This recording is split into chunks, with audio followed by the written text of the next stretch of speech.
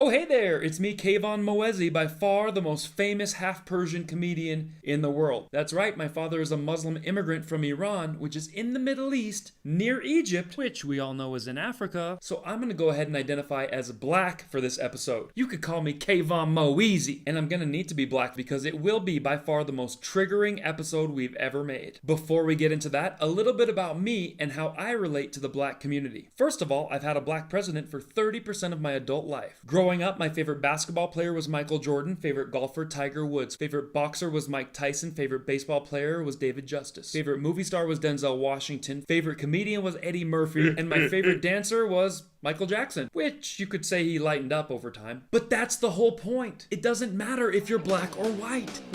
Also love puffins and penguins, they're both too. As you can see, I've paid pretty close attention to the culture. I've cheered for your athletes, I've supported your musicians, and I've paid good money to watch your artists' movies. Now let's see if you can do the same. Outside of me, who are your 3 favorite Iranians? Didn't think so. But have you noticed all the media wants to talk about lately is race for breakfast, lunch, and dinner? This is taking up a lot of our bandwidth. I always think about the kids in Asia. They're studying math and science, and we're studying race. How is that gonna play out in the next 40 years? We're gonna lose the race! Needless to say, it's a little overwhelming. You know, I was watching a black woman on TV who was saying, what am I supposed to tell my children about racism? Maybe it was Don Lemon. That's not the point. Either way, the question got me thinking, what should we tell people? Therefore, I'm gonna give my advice for black people. This should go well. Now, I realize there's not a lot of people who are gonna wanna hear my advice because my skin doesn't look dark enough for them to hear it. Therefore, I've compiled my favorite black friends all in one video. I'll let them do the talking of exactly what I would have told you. There, now I'm safe. Just let this video play. Put in the comments which one of my black friends is your favorite and which comment you like the best so I can read it later. It's now time for some advice. Enjoy. Do you think that race plays a part in wealth distribution, or either a mindset that you can't Today? or cannot? Yeah. No. You don't? No, I don't. I don't. You and I, we're proof. Why would race have anything to do with it? Put your mind to what you want to do and go for that. It's kind of like religion to me. It's a good excuse for not getting there. Yeah. You know, I said, and it's probably get me in trouble, but I said to some of my colleagues recently, so I know that it's an issue, but it seems like every single day on television I'm talking about race, and it's because of the news cycle, it's in the news, but sometimes I get so tired of talking about it, I want to just go, this is over, can we move on? And if you talk about it, it exists. Right. Yeah. It's not like it exists and we refuse to talk about it, but making it a bigger issue than it needs to be is probably. I think most white people and black people are great people. I really believe that in my heart. But I think our system is set up where our politicians, whether they're Republicans or Democrats, are designed to make us not like each other so they can keep their grasp of money and power. Try to figure out how we fix this issue of racism in the country. It is a spell that must be broken. Black history is American history. How are we going to get rid of racism? Stop talking about it. They divide and conquer.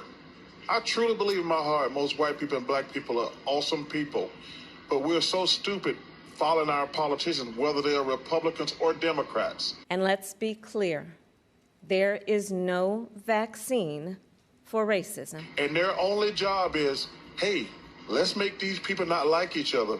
We don't live in their neighborhoods. We all got money. Let's make the whites and blacks not like each other. Let's make rich people and poor people not like each other. Let's scramble the middle class. I truly believe that in my heart. It would be very hard, for example, for a basketball owner, no matter how racist he was, to try to operate without blacks. As you showed in the case of the Washington Redskins. Yes, because there they had a policy of trying to keep blacks off the team for a long time. And it so happened that almost all the leading running backs of that era were black. And of course, as the Washington Redskins began to lose more and more games, it wasn't very long before they decided they had better get Bobby Mitchell from Cleveland and put him in the lineup as they did. I promise you, for the most part, race relations have gotten better. Unchain Wall Street. They're going to put you all back in chains. Stop taking away our self-confidence by telling us that we can't because of racism, because of slavery. I've never been a slave in this country. Stop telling us that we need to be obsessing over our past when we should be obsessing over our future and the potential that we have. I want you to hear me and hear me good. Because I'm going to pause. And I'm going to alarm you with what I'm about to say. But I want you to listen. Racism doesn't exist. Obviously, I'm lying. Of course it does exist. Not for you.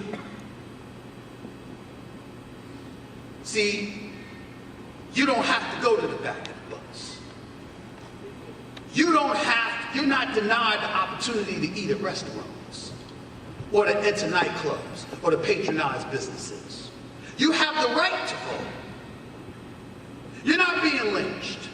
You're not being hung.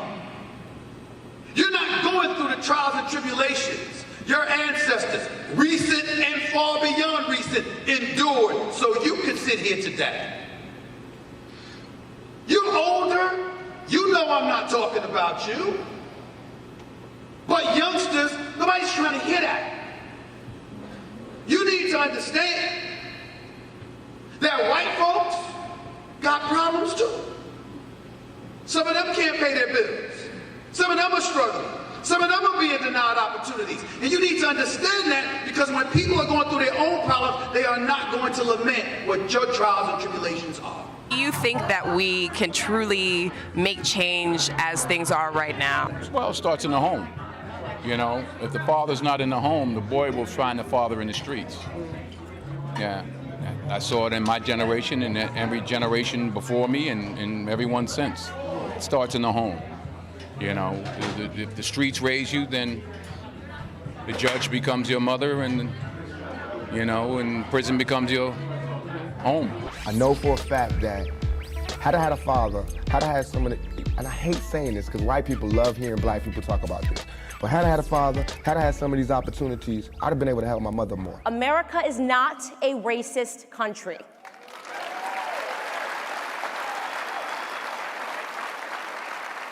The people that continue to tell us that have a vested interest in racism. In fact, they're actively now importing Nigerians to come do racist acts in this country, a la Jussie Smollett, right? This is MAGA country. No, this is your prison cell. And I hope you rot in it, Jussie. It is time for us to stop pretending that racism doesn't exist. Black History Month, you find ridiculous. Why? You're going to relegate my history to a month? Oh, come on. What do you do with yours? Which month is White History Month? No, well, come on, tell me. Well, I'm Jewish. Okay, which month is Jewish History Month? There isn't one. Oh, why not? Yeah. Do you want one? No. I don't either. I don't want a Black History Month. At the age of 12 years old, I shot myself. I was in the house. Police knocked on the door. I was right there. They knocked the door down. Everybody jumped over my body to go get the guns and drugs and whatever they could find. It took one guy to stop right there and cuss everybody that hopped over me out. Like, what the fuck are y'all doing? They said, oh, no, we was going to see if it... What the fuck are y'all doing?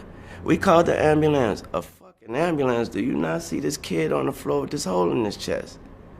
Say, you drive. Pick me up.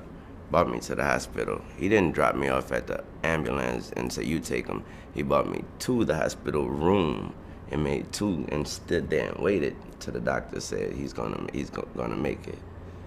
He said, don't worry, my name's Uncle Bob. He was white as snow. Them motherfuckers that hopped over me was blacker than me.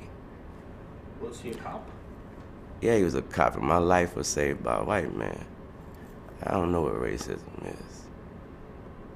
I know a good motherfucker named Uncle Bob, though. Black people now, not all, but most are brainwashed, dumbed down, and demoralized. The black rage in the black community is palpable, but it's misdirected because it starts in the home. and not with white people at all. But because no one has really told them this, they have not heard it from majority of people, they now believe that the rage is toward white cops, white people. They think that America is a racist society. Well, we all know now that it's not.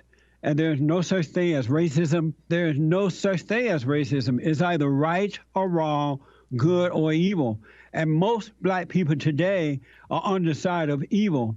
They call good evil and evil good. So any black man or woman who stands up and tell the truth, that is not white people, but it's you, they don't want to hear, so they attack you personally. And that's okay. I understand that they're blind and cannot see, so it doesn't bother me at all. I still tell them the truth. As a country, we can't pretend that racism doesn't exist here. Cam Newton says that he doesn't feel race plays a part in people's criticisms of him. The reigning NFL MVP said, "I don't want this to be about race because it's not. We're beyond that as a nation." There are 3.6 million black children living below the poverty line. There are 4 million Hispanic children that live below the poverty line. And yet Democrats want us to put illegals first. I say no thank you. I say build the wall. At a Lil Wayne show, when I come from under the stage, and man, it's the world out there. It's not a certain part, a certain kind, a certain culture, a certain whatever of people. It's people. And that's those people out there in that crowd, they made quote unquote, and they make quote unquote Lil Wayne. And that's who I happen to be. And I'm sorry if people can't understand, but I understand why they don't understand. It's because they don't come from the bottom of a stage and look at 20 to 30,000 people. They don't get that opportunity. And I'm blessed to have that opportunity. So with that said, I can only be honest about such a thing. And I don't understand. I've never witnessed racism. There is a class of colored people who make a business of keeping the troubles, the wrongs, and the hardships of the Negro race before the public. Some of these people do not want the Negro to lose his grievances because they do not want to lose their jobs. There is a certain class of race problem solvers who don't want the patient to get well. That was said by Booker T. Washington. The proposition that America is institutionally racist requires two things create an environment for slavery or racism, and they are needed for it to exist. One is a social contract, as in the South during slavery. Two, codified law. Neither of those things exist in American culture today. And in fact, if they did exist as such, then the UK would also be guilty of same. To anyone who believes that America is institutionally racist, I'll challenge you to do this. Go into communities and deal with problems by examining the roots of those problems, the foundations. The foundation of many problems starts with the individual, and there are factors. The issues around the legal system. Do you think we've made any headway in the I legal think it's more important to make headway in our own house. By the time the system comes into play, the damage is done. They're not locking up 7-year-olds. Yeah. You know, I was in Chicago a couple of 3-4 weeks ago, and we saw these little kids on bikes with masks on the side of their head, like 5 or 6 of them. And the driver said, "Yeah, they're little yummies." I said, "Who?" He said, "Little yummies. Look up, Google Lil Yummy." Lil Yummy was an 11-year-old murderer. Wow. And you look at his picture, you'll see the headshot of him, and he's like this. And he got murdered at 11 by a 14-year-old. Wow. Who's doing life now, and a 16-year-old. That makes no sense. You blame the system? Where was his father? It starts in the house. It starts in the home. And yeah, well, my father got locked up. Well, where was his father? Yeah. You know, like I did talk about my 3 closest friends, and they did, 15 to 25. One did 28, this and that. I was the only one of the 3 that had a father in my life, even though my parents were together. But I still had a father who was a gentle man, and a good example, and they didn't. We can blame the system if we want, but they didn't lock any of us up at 7. Yeah. We were all doing enough to get locked up at 13.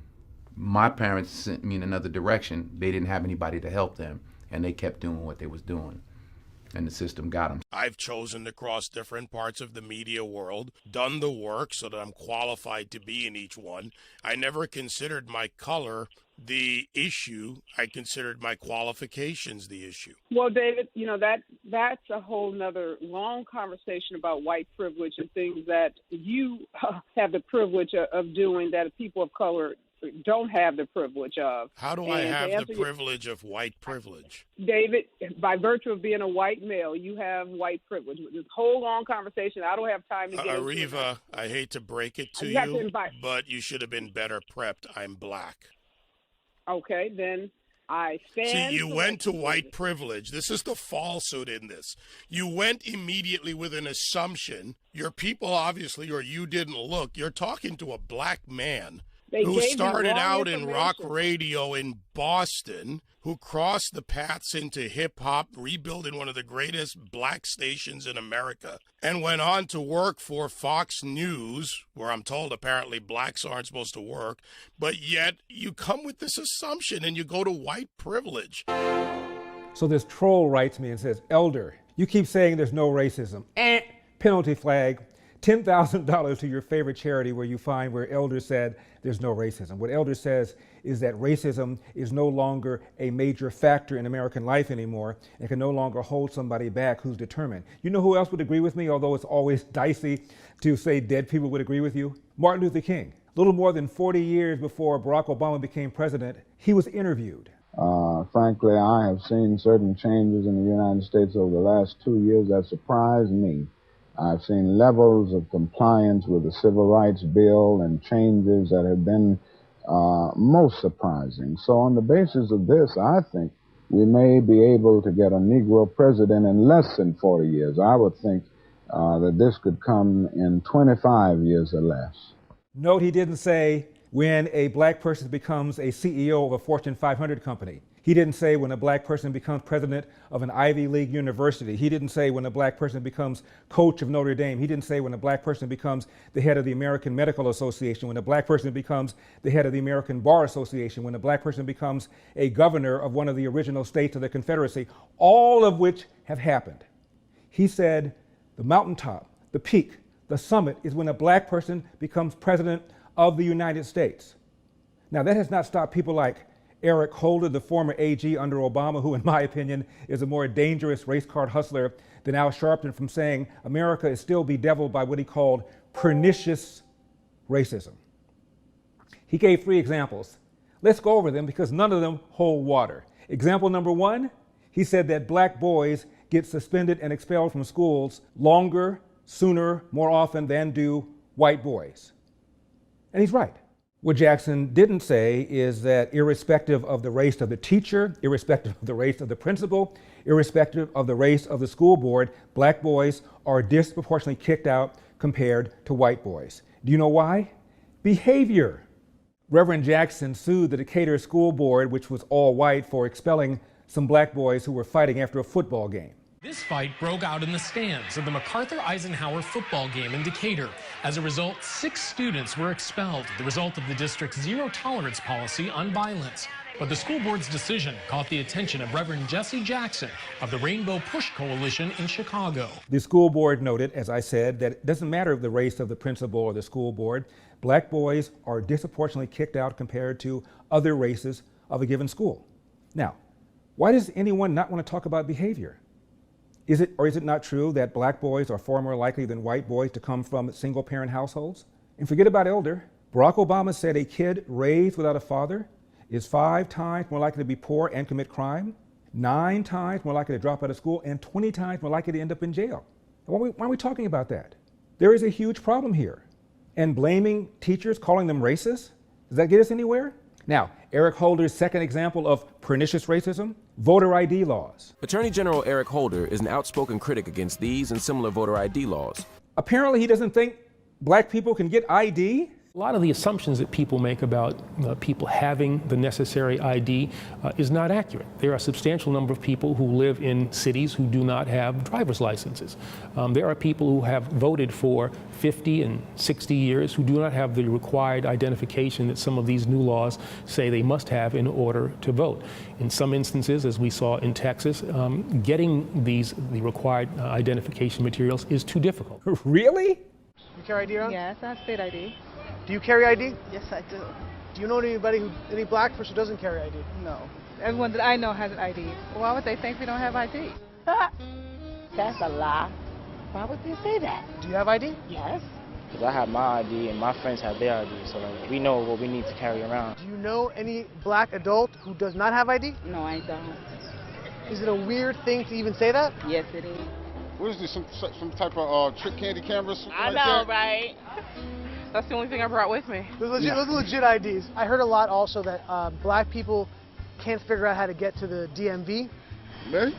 What does that say to you? I know it's that. It's on 25th Street. Do you know where the DMV is around you? It's on 125th Street and 3rd Avenue, I believe. You know how to get there? Yeah. Would you have a problem getting there if you had to get there? No.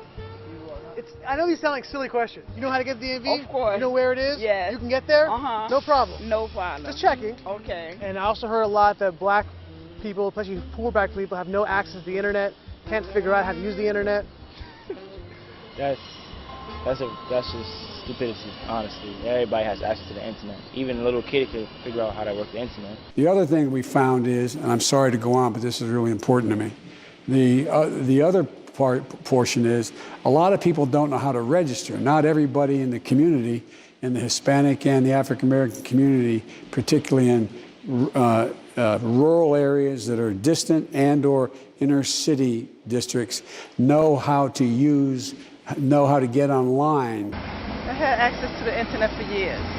You know how to use it properly, right? Exactly. I do it at work. So, of course, I know how to use it. My kids know how to use it. They all have iPads, iPods, whatever. Your phone has data? Mm-hmm. You can actually unlimited. Unlimited data. Mm-hmm. I use my phone as a hotspot. What does that say to you for the people who have this perception of black people? They're pretty much ignorant. That's my thought process on it. I just think that's ignorant. Ignorant. Ignorant. That's the word I'm hearing a lot. Ignorant. Very, very ignorant. Does it sound racist for somebody to say that? I think it is a little racist because, you're putting people in a category and you have no idea what you're talking about. Maybe a little bit of racist in it, but like I said, I think it's more stupidity and ignorance. You're judging somebody, you're judging them because they black, saying that they don't got it. What people are they talking to? Who are these people talking to? Do you have a problem that if you go to vote and they say, can we please see your ID to make sure you are who you say you are? Are you Love showing my ID. You got no problem with that? Nope.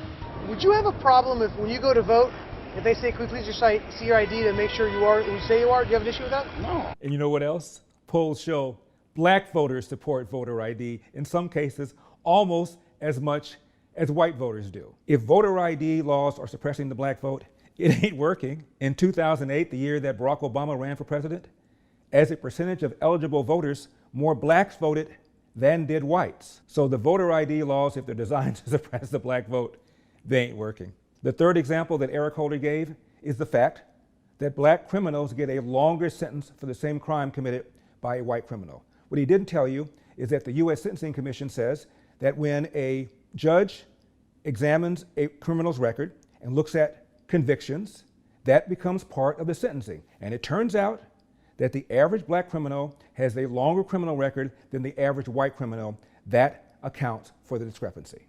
So all three of the examples are lame. You see, here's the problem.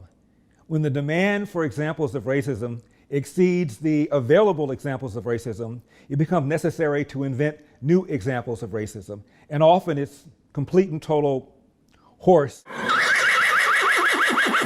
And the late, great Walter Williams lays out exactly what one needs to do to escape poverty. And it has nothing to do with one's race. There are 4 steps that a person can take, whether he's black or white, that will guarantee that he will not live a life of poverty. 1 is to graduate from high school. 2, to take any kind of job. 3, get married before you have children. And 4, stay out of the criminal justice system. Any questions, Mr. Holder? A man who is with a major law firm in Washington, D.C. as a partner, makes a boatload of money while bitching and moaning and whining about how you, as a black man, can't make a boatload of money because racism is holding you back. Didn't hold Mr. Holder back, but it held you back. If you tell a big enough lie and keep repeating it, people will eventually come to believe it. The defendant here should be charged with perjury and fraud. He's a facade. Mr. Race, I studied your history. There's no evidence that you actually existed before the 15th century. Joe Biden is trying to clean up a gaffe, and this is something that happened during an interview Thursday with Black and Hispanic journalists. What you all know, but most people don't know, unlike the African American community, with notable exceptions, the Latino community is an incredibly diverse community with incredibly different attitudes about different things. Insult to the Black community and trying to limit the political fallout of the suggestion that the Black community is monolithic. Do you believe that all white people have taken part in racial violence, which is what you wrote? I believe that society is built on the foundation. It's not what I believe, it's a fact that society is built on the foundations of colonialism and slavery. These are the sentences that you wrote. I don't have the energy to talk about racial violence of white people anymore. Yes, all white people. Yes, and these are my feelings. No one would want you to censor yourself. It's the specificity, it's the accuracy. I think this is the problem, is that white people are thinking about how it makes them feel when racism doesn't affect them. It affects people of colour. The system is not put in place to affect white people, and white people need to get over the fact that, yes, it's a really uncomfortable truth. It's a really inconvenient truth. Get over that discomfort. It's not necessarily a matter of individual merit, in the sense that if you're born into a culture and into a family where there are certain values, and particularly if there are families that really insist upon those values, where it's not a matter of doing your own thing, then you will grow up with those values, and you will have whatever the benefits happen to come along with those values. You say 1619 is as important as 1776. Yes. Our decision to buy that first group of 20 to 30 Africans would influence almost everything that would follow after. I think it is foundational. It is as foundational to who we became as a country as our decision in 1776 to break off from the British. Recently, some school districts have decided that they'll be teaching a unit on early American history based on the New York Times 1619 project, which illustrates how the founding of this country is inextricably tied to the institution of slavery. One of the sad things is that we talk in this country as if slavery was something unique to the United States or to blacks and whites. And in point of fact, slavery was one of the oldest institutions among human beings. They go back as far as there is recorded history. Archaeological finds suggest that slavery existed before human beings could read and write. So what a racial difference between the slaves and the enslavers, that is a relatively new phenomenon. You didn't have in ancient times the ability to go to another continent and move millions of people of a different race across the ocean. So you enslaved the people who were nearby. The Europeans enslaved Slavs for centuries before they brought the first black African to the Western Hemisphere. Okay, but so you're not suggesting, you do not wish to say anything other than that slavery as practiced in the United States was, it may have been recent, but you'd be willing to grant that it was particularly perverse and destructive because race got mixed into it at that point, right? Race got mixed into it in the United States more than anywhere else for a very simple reason. The United States was founded, as the Declaration said, of independence, said all men are created equal. Right. If that's true, then the only way you can justify slavery is to say that some men are less than men. I see. So the racial but in Brazil, where Brazil imported more slaves than the United States, there was no such ideology. Brazil was not a democratic country. The whole issue never arose. I see. But I didn't know any black people. No, I really didn't. You didn't know any white people either. And Corn Pop was a bad dude. And he ran a bunch of bad boys. So I learned about roaches. I learned about kids jumping on my lap. And I've loved kids jumping on my lap. Most people have not recognized the fact that if you go back into the 20s, you find that married couple families were much more prevalent among blacks then than today. Most black kids grew up in homes with two parents under slavery itself and for generations thereafter. And as late as the 1960s, most black children grew up in two-parent homes. When you think about it, I mean, centuries of slavery and generations of Jim Crow did not destroy the black family. But one generation of the welfare state did. You did a crime bill, 1994, where you call them super predators, African Americans, the super predators, and they've never forgotten it. And I'm letting people out of jail now that you have treated the African American population community, you have treated the black community about as bad as anybody in this country. Black Americans, a group often identified as beneficiaries of the welfare state in America, made considerable economic progress in the 20th century. Fine, of course, but much, if not most, this is the thing with you, the dependent clause is where the sting is, but much, if not most, of this progress was prior to the massive expansion of the American welfare state, close quote. That is so I want to say counterintuitive because we hear so much about African American progress since civil rights and the establishment of the welfare state that it really has become a kind of American intuition. Explain yourself, Dr. Soul. Well, as of 1940, 87% of black households were in poverty. Over the next 20 years, that declined to 47%. This is all prior to the civil rights laws, prior to the social welfare policies of the Johnson administration. Over the next 20 years, it fell an additional 18 points. But that was just the same trend continuing at a reduced rate. Affirmative action is even worse. Poverty rate was something like 30% among black households before affirmative action. And a decade after affirmative action, it was 29%. This is not the same as the 40% decline that occurred before there were any civil rights laws and before there was any social welfare state. Racism is an attitude inside people's heads. Right. Discrimination is an overt act taking place outside in the real world. Okay.